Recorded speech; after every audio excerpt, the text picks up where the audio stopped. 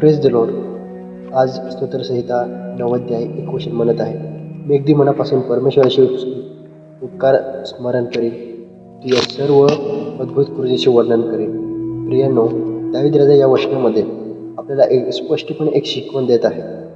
परमेश्वराने आपल्या जीवनामध्ये अनेक प्रकारचे काम केले आहे आणि त्याचे उपकार आपल्याला कधीही विसरायचे नाही आणि आपल्याला सतत त्याचे अद्भुत कृत्याचे वर्णन करायचे आहे, साक्ष सांगायची आहे आणि एकमेकांना सहाय्य करायचे आहे.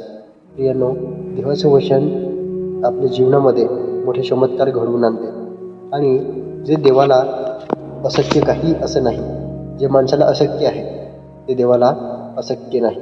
देवाला सर्व काही शक्य आहे. प्रियांनो, देवाच्या वचनामध्ये आपल्याला वाढावं लागेल, प्रार्थना करावी लागेल आणि देवावरती विश्वास करावा लागेल. आपण यासाठी की परमेश्वर आपल्या जीवनामध्ये मोठे कार्य करावे यासाठी. दावीद राजा इथं तेच म्हणत आहे की तुम्ही देवाची आराधना करणे सोडू नका, देवाचे उपकार स्मरण करणे सोडू नका आणि त्याची कृत्य महान आहे हे सर्वांना सांगा. आपल्याला देवाचं वचन पण सांगत आहे, मत्तेमध्ये सांगत आहे, तुम्ही शेवटपर्यंत माझी साक्षी आहात. प्रियांनो, योहान पण आपल्याला तेच शिकवत आहे, जगाच्या शेवटपर्यंत तुम्ही माझी साक्षी व्हा, देवाचं वचन म्हणत आहे.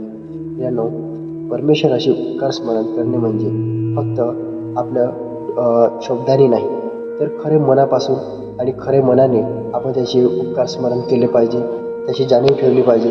आपल्या जीवनामध्ये मोठे कार्य केले आहे याची जाणीव आपण ठेवली पाहिजे.